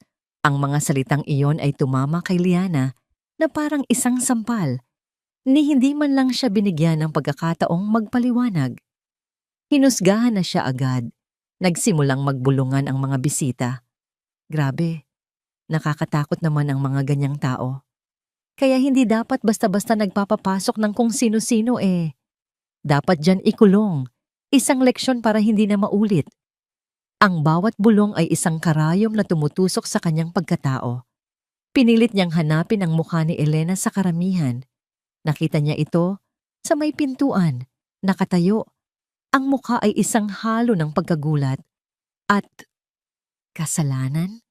Ngunit wala itong ginawa. Hindi ito nagsalita para ipagtanggol siya. Isa na naman itong patunay na sa gabing ito, nag-iisa lang talaga siya. Isang security guard ang lumapit kay Mateo. Sir, ano pong gusto niyong gawin namin sa kanya? Tatawag na po ba kami ng pulis? Ang tanong na yon ay nagpabigat sa hangin. Pulis, ang salitang iyon ay umaling-awngaw sa isipan ni Liana. Posible bang mangyari ito? Ang maaresto sa sarili niyang bahay, sa harap ng kanyang asawa, dahil sa isang kasalanang hindi niya ginawa? Tumingin si Liana kay Mateo. Ang huling hibla ng kanyang pag-asa ay nakakapit sa desisyon nito. Pakiusap, Mateo. Huwag. Nagtagal ng ilang segundo bago sumagot si Mateo. Tumingin muna ito sa mga bisita. Sa kahihiyang idinulot ng sitwasyon, tumingin ito sa pinsala sa kanyang aklatan. At sa huli, tumingin ito sa kanya. Isang malamig, walang emosyon, at malayong tingin. Itinaas ni Mateo ang kanyang kamay at itinuro si Liana. Huminga siya ng malalim, tila nagtitimpi ng sariling galit para sa kapakanan ng kanyang mga bisita. At sa isang boses na kasing lamig ng yelo, ibinigay niya ang kanyang hatol. Paalisin niyo siya rito. 3 salita. Ngunit para kay Liana, ang 3 salitang yon ang katapusan ng lahat. Katapusan ng kanyang pag-asa. Katapusan ng kanyang tiwala. At marahil, ang katapusan ng kanilang pagsasama. Ang utos ay malinaw. 2 security guard ang nagsimulang lumapit sa kanya. Ang kanilang mga mukha ay walang ekspresyon, handang gawin ang trabaho nila. Inilahad nila ang kanilang mga kamay para hawakan ang kanyang mga braso. Ito na yon, ang huling pagyurak sa kanyang dignidad. Ang itaboy mula sa sariling pamamahay na parang isang kriminal. Ngunit habang papalapit ang mga kamay ng mga guwardiya, may biglang nagbago sa loob ni Liana. Ang sakit ay biglang naglaho. Ang lungkot ay napalitan. Ang takot ay nawala. Sa lugar nito, isang bagong damdamin ang umusbong. Isang damdaming matagal na niyang kinalimutan. Galit. Isang dalisay at nag-aapoy na galit. Ang mga luhang kanina pa niya pinipigilan ay tuluyan ng natuyo. Itinaas niya ang kanyang baba. Ang kanyang likod, na kanina ay kuba sa kahihiyan, ay dahan-dahang tumuwid. Ang kanyang mga mata, na kanina'y puno ng pagsamo, ay ngayon ay nagliliyab. Nang akmang hahawakan na siya ng mga gwardiya, nagsalita siya. Ang kanyang boses ay hindi na nanginginig. Ito ay matatag, puno ng kapangyarihan, at tumatagos sa buong silid. Huwag ninyo akong hawakan. Ang utos ni Liana ay biglang pumutol sa tensyon sa silid.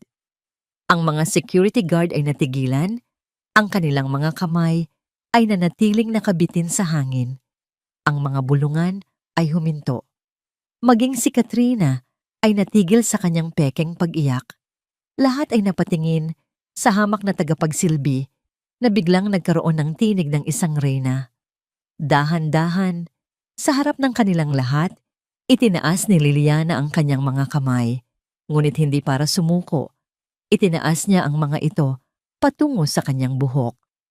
Sa isang mabilis na kilos, tinanggal niya ang hairnet na nagtatago sa kanyang buhok, kasunod ang simpleng panali.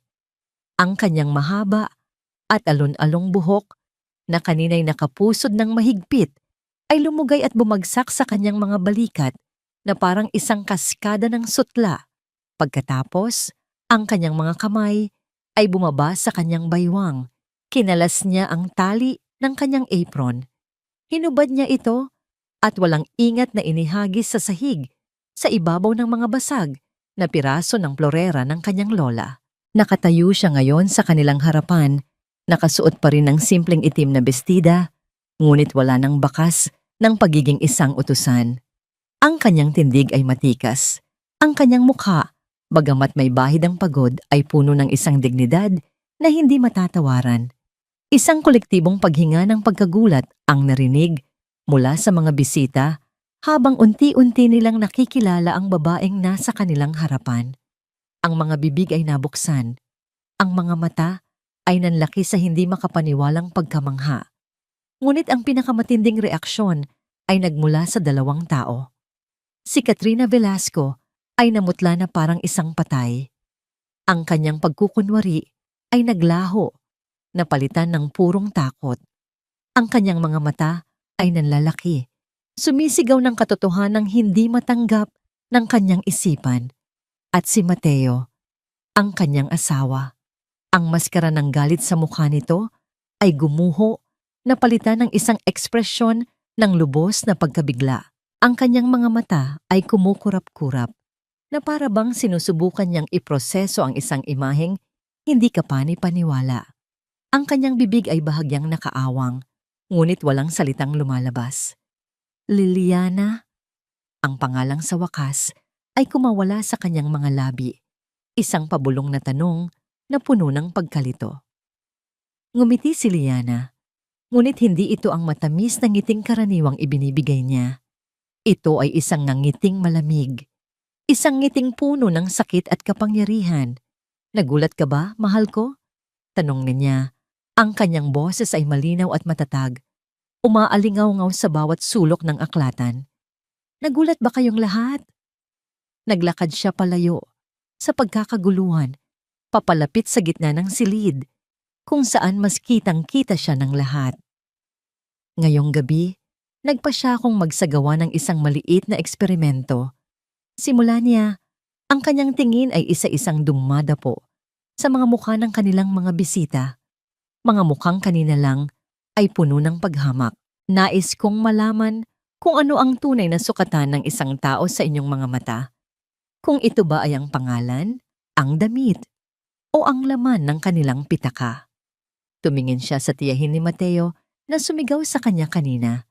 Nakita niyang yumuko ito, hindi makatingin sa kanya. Napatunayan ko ang aking hinala. Pagpapatuloy niya, para sa inyo, ang isang tao na hindi ninyo kauri ay isang bagay lang, isang kasangkapan, isang basahan na maaari ninyong yurakan kung gugustuhin ninyo. Pagkatapos, ang kanyang tingin ay bumaling kay Katrina. At ikaw, Katrina, sabi ni Liana, ang bawat salita ay tila isang matalim na patalim. Ikaw ang pinakamatingkad na halimbawa ng lahat. Ginamit mo ang iyong posisyon para mangapi. Sinadya mo akong patirin. Sinubukan mo akong ipahiya sa bawat pagkakataon. At ngayong gabi, sinubukan mo akong pagbintangan ng pagnanakaw at pagsira sa mga gamit sa sarili kong pamamahay.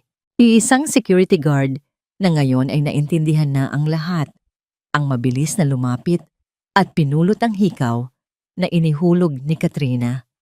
Ipinakita nito sa lahat na wala itong anumang bakas ng pagkasira o sa pilitang pagkatanggal. Hindi lang yan, dagdag ni Liana, ang kanyang boses ay lalong tumataas. Gusto mong sirain ang pangalan ko dahil sa iyong inggit. Dahil sa iyong pagkabigo, sinabi mo sa akin kanina na ang kumpanya ng pamilya mo ay malapit nang bumagsak at naisip mo sa iyong desperasyon na ang pagsira sa akin ang magiging solusyon mo. Hindi na makapagsalita si Katrina. Nanginginig na lang ito, nakatingin kay Mateo na parang humihingi ng tulong. Ngunit si Mateo ay hindi nakatingin sa kanya. Nakatitig lang ito kay Liana. Ang mukha ay isang halo ng pagsisisi, hiya at pagkamangha. Sa huli, ang nagliliyab na mga mata ni Liana ay bumaling sa kanyang asawa. Ang galit sa kanyang boses ay napalitan ng isang malalim na sakit. At ikaw, Mateo, sabi niya. Ang kanyang boses ay bahagyang pumiyok, ngunit mabilis na bumalik ang tatag. Ang asawa ko, ang partner ko, ang taong nangakong poprotektahan ako. Humakbang siya palapit dito. Tinanong mo kung anong nangyayari dito. Sasabihin ko sa'yo, ang nangyayari dito ay pinanood mo lang ang asawa mo na laitin at alipustain. Hinayaan mong saktan ako ng iyong dating kasintahan. Daanan mo lang ako na parang hindi mo ako kilala. At higit sa lahat, tinitigan niya ito ng diretso sa mga mata. Hinayaan mong hatulan ako nang hindi man lang ako binibigyan ng pagkakataong magsalita. Hinusgahan mo ako, hindi bilang asawa mo, kundi bilang isang hamak na utusan. Napaatras si Mateo na para bang nasampal. Ang katotohanan sa mga salita ni Liana ay hindi maitatanggi. Sa isang sulok, nakita ni Liana si Elena. Nakatayo ito. Hawak ang kanyang cellphone, ngunit hindi ito nagre-record. Ang mga mata nito ay puno ng paghanga at hiya. Ngumiti muli si Liana, isang nangiting pagod. Tumingin siya sa kanilang lahat, sa mga taong nagyuko na ng ulo sa kahihiyan. Tapos na ang eksperimento ko. deklara niya. At tapos na rin ang party na ito. Walang dagdag na salita. Tinalikuran niya silang lahat. Tinalikuran niya ang gulo, ang mga basag na piraso ng kanyang nakaraan, at ang lalaking bumasag sa kanyang puso. Naglakad siya palabas ng aklatan. Ang kanyang mga hakbang ay matatag at may direksyon. Iniwan niya si Mateo na nakatayo sa gitna ng silid, sa gitna ng katahimikang nilikha ng kanyang katotohanan, nag-iisa. Ang pag-alis ni Liana sa aklatan ay nagsilbing hudyat para sa ganap na kaguluhan. Ang katahimikan ay biglang nabasag ng mga bulungang puno ng pagkabigla at hiya. Ang party na nagsimula sa karangyaan ay nagtapos sa isang mapait na iskandalo. Ang mga bisita ay isa-isang nagpaalam. Ang kanilang mga pag-alis ay mabilis at puno ng pagkailang. Walang sino man ang makatingin ng diretso kay Mateo. Ang dating paghanga sa kanilang mga mata ay napalitan ng awa at paghuhusga. Sa gitna ng lahat, si Katrina ang unang hinarap ni Mateo. Ang galit na kanina ay para kay Liana ay ngayon 1,000 beses na mas matindi at nakatuon lahat sa kanya. "Guards," sabi ni Mateo, ang boses ay malamig at walang anumang emosyon. "Ihatid ninyo si Miss Velasco palabas ng aking pamamahay at siguraduhin ninyong hindi na siya muling makakatapak dito." "Mateo, wait! Let me explain!" Pagmamakaawa ni Katrina, hinawakan ng braso nito. Ngunit marahas itong inalis ni Mateo. "Wala ka nang dapat ipaliwanag, Katrina. Narinig ng lahat ang sinabi ng asawa ko at nakita ng lahat ang tunay mong kulay." Walang nagawa si Katrina kundi ang magpatangay sa mga security guard palabas habang ang kanyang mga dating kaibigan ay umiiwas ng tingin na para bang isa siyang may sakit na nakakahawa. Ang kanyang pag-alis ay isang prosesyon ng kahihiyan, ang huling yugto ng kanyang pagbagsak. Nang maubos na ang mga bisita, naiwan si Mateo na mag-isa sa nagkalat na aklatan. Tiningnan niya ang mga basag na piraso ng florera, ang mga librong nakakalat sa sahig. Bawat isa ay parang isang simbolo ng pinsalang idinulot niya sa kanilang pagsasama. Ang mga salita ni Liana ay umuulit-ulit sa kanyang isipan. Bawat isa ay parang isang matalim na kutsilyo. "Hinayaan mong hatulan ako nang hindi man lang ako binibigyan ng pagkakataong magsalita." Umupo siya sa isang upuan, ipinatong ang kanyang mga siko sa kanyang mga tuhod at isinubsob ang muka sa kanyang mga palad. Isang pakiramdam ng pagsisisi na hindi niya pa naramdaman kailanman ang bumalot sa kanyang buong pagkatao. Paano niya nagawa iyon? Paano niya nagawang hindi makilala ang babaeng pinakamamahal niya? Paano niya nagawang mas paniwalaan ang isang kasinungalingan kaysa sa katotohanan na nasa harap mismo ng kanyang mga mata? Dahil nabulag siya. Nabulag siya ng kanyang pride, ng kanyang reputasyon, ng kanyang posisyon. Sa paningin ng isang hari, lahat ng nasa ibaba niya ay nagiging malabo. At sa gabing iyon, ang kanyang asawa, ang kanyang reyna, ay ibinaba niya sa posisyon ng isang alipin.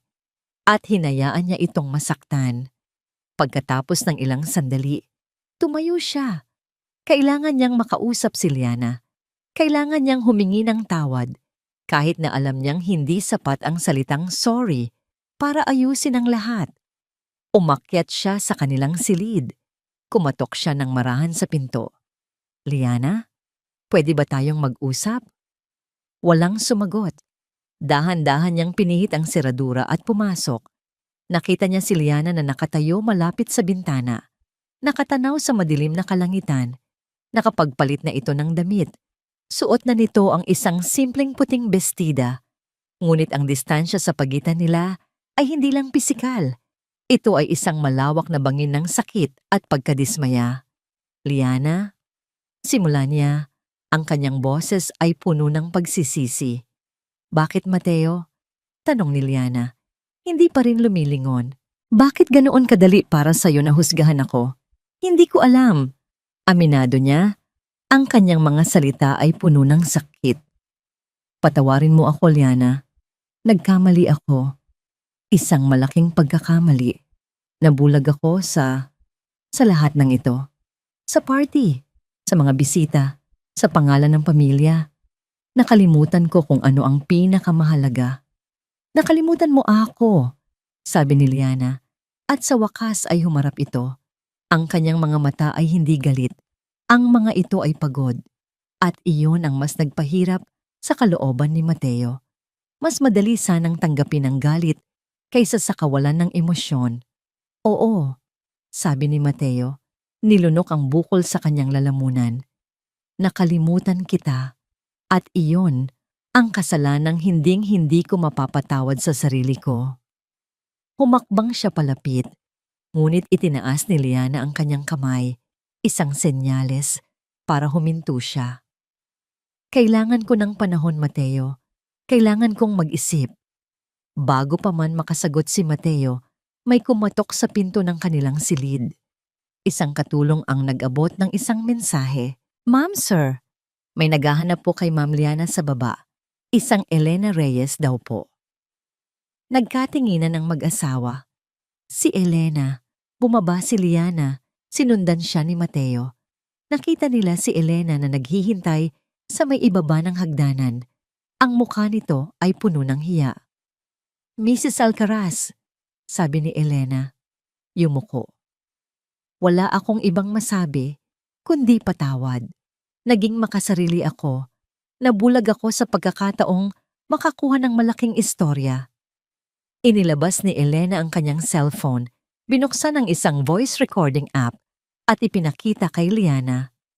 Ito po, ang buong usapan namin ng editor ko. Handa ko po itong ibigay sa inyo, pero hindi iyon ang dahilan kung bakit ako narito. Tiningnan niya si Liana nang may buong paggalang. Ang kwentong nasaksihan ko ngayong gabi ay hindi na tungkol sa isang iskandalo. Ito ay tungkol sa katapangan. Tungkol sa dignidad. Ang kwentong ito ay sa inyo, ma'am. Kayo ang may karapatang magdesisyon kung paano ito dapat isalaysay sa mundo o kung dapat pa ba itong isalaysay.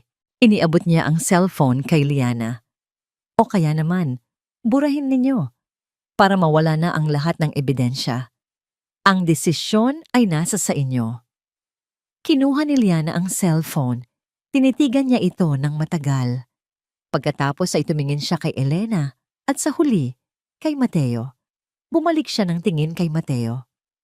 Ang kanyang mga mata ay mayroon ng bagong determinasyon.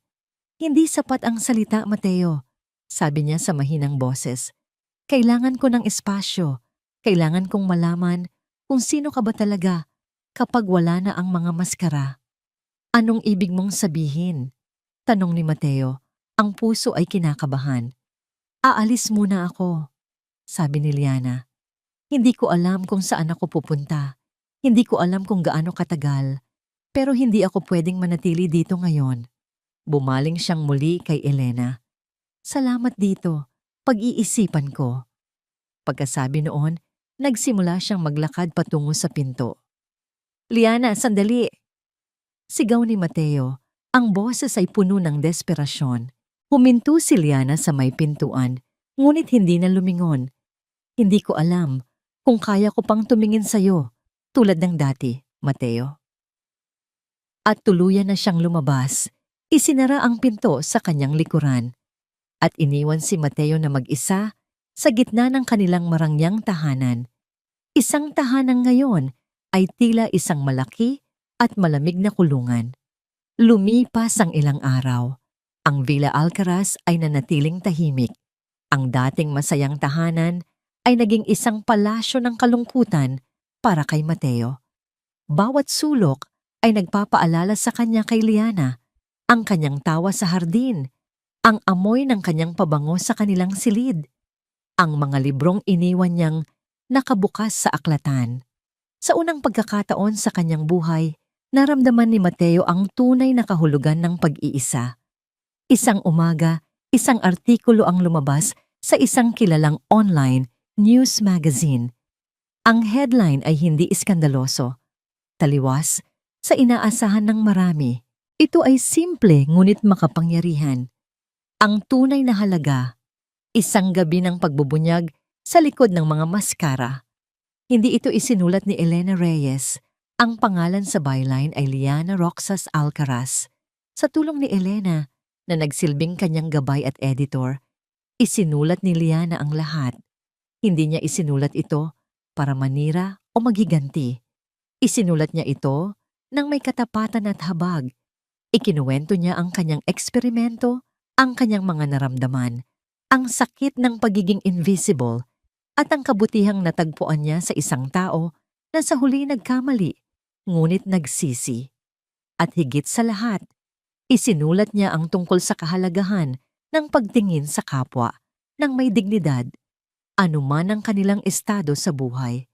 Ang artikulo ay naging viral. Nagdulot ito ng malawakang diskusyon tungkol sa social class at sa pagtrato sa mga manggagawa.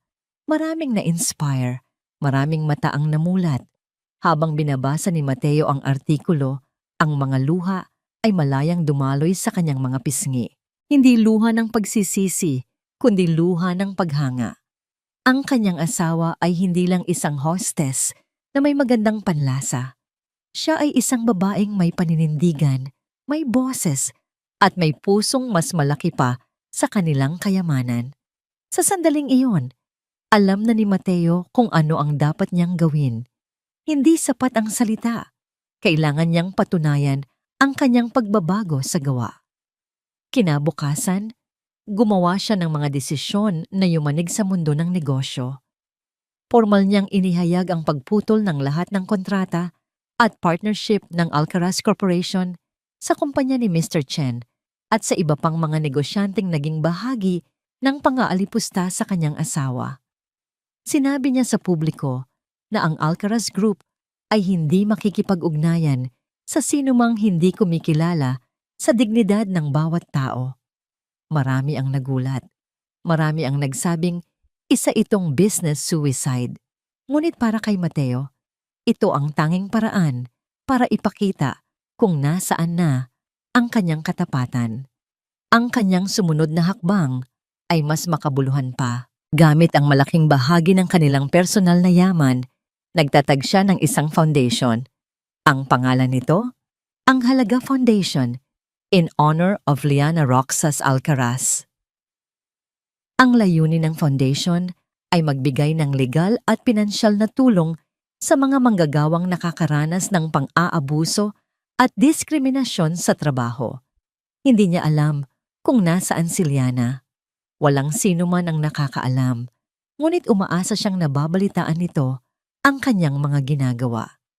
Isang hapon, ilang linggo matapos ang party, nagpasya si Mateo na bisitahin ang isa sa mga soup kitchen na sinusuportahan ng kanilang bagong foundation. Isang maliit at simpleng lugar sa isang abalang distrito ng Maynila. Pagpasok niya, nakita niya ang mga taong nakapila para sa mainit na pagkain, mga construction worker, mga street vendor, mga pamilyang nawalan ng tirahan, at sa gitna ng lahat, isang pamilyar na figura ang kanyang natanaw. Isang babaeng nakasuot ng simpleng t-shirt at pantalon. Ang buhok ay nakatali sa isang simpleng ponytail. Abusado itong nagsasandok ng lugaw sa mga mangkok. Nakangiti ito habang nakikipag-usap sa isang matandang babae. Isang nangiting totoo, isang nangiting matagal na niyang hindi nakikita. Si Liana. Dahan-dahang lumapit si Mateo. Hindi niya alam kung ano ang sasabihin. Nang mag-angat ng tingin si Liana at makita siya, hindi ito nagulat. Tila inaasahan na nito ang kanyang pagdating. Walang nagsalita sa kanila. Sa halip tinapos muna ni Liana ang kanyang ginagawa. Nang maubos na ang mga nakapila, nilapitan niya si Mateo. Nababasa ko ang mga balita, sabi ni Liana. Ang boses ay kalmado. Ang foundation, iyon ay isang malaking bagay. Iyon ang dapat kong gawin, sagot ni Mateo. Tinuruan mo akong makita kung ano ang tunay na mahalaga. Isang mahabang katahimikan ang namagitan sa kanila. Hindi ito isang awkward na katahimikan, kundi isang espasyo para sa mga bagay na hindi masabi ng mga salita. Nagsimula na ang pag-aayos sa aklatan, sabi ni Mateo. at ang plorera ng lola mo. Ipinahanap ko ang pinakamahusay na restorer sa buong Asya. Sinusubukan nilang buuin itong muli, piraso bawat piraso. Tumingin si Liana sa mga mata ni Mateo. Nakita niya ang sensiridad, nakita niya ang pagbabago, ngunit nakita rin niya ang takot na baka huli na ang lahat. Ngumiti si Liana, isang maliit at mahiyain na ngiti. Alam mo, baka hindi na ito kailanman magiging perpekto ulit. Palaging magkakaroon ng mga lamat. Nalungkot ang mukha ni Mateo. Alam ko. Pero, pagpapatuloy ni Liana, minsan, ang mga lamat ang nagpapatunay na ang isang bagay ay sumubok maging buo muli. At iyon ang nagpapaganda dito. Sa mga salitang iyon, isang sinag ng pag-asa ang sumilay sa puso ni Mateo. Hindi nagsabi si Liana na babalik na siya. Hindi rin nangako si Mateo na magiging perpekto na ang lahat. Sa halip, tumingin si Liana sa isang tumpok ng mga maruruming pinagkainan sa isang tabi. Mabigat yan. Kailangan ng tulong sa paghuhugas. Tumingin si Mateo sa kanyang mamahaling suit at pagkatapos ay kay Liana. Walang pag-aalinlangan. Hinubad niya ang kanyang coat, itinupi ang manggas ng kanyang puting polo at lumapit sa lababo. Sa ilalim ng mahinang ilaw ng kusina, sa gitna ng ingay ng isang simpleng komunidad, ang bilyonaryo at ang kanyang asawa ay nagsimulang maghugas ng mga plato, magkatabi. Isang bagong simula, hindi na binuo sa karangyaan o posisyon, kundi sa isang bagay na mas matibay, paggalang, pag-unawa, at isang pag-ibig na natutong tumingin sa tunay na halaga ng isang tao. Sa huli, ang naging pagsubok ni Liana Roxas Alcaraz ay hindi lamang tungkol sa pagbubunyag ng pagkukunwari ng mga taong nakapaligid sa kanya, kundi isang malinaw na paalala kung sino talaga ang may tunay na halaga. Sa mundong binulag ng kayamanan at kapangyarihan, ang mga taong mapangmata, mapagkunwari, at taksil ay kalaunay na huhubaran ng maskara.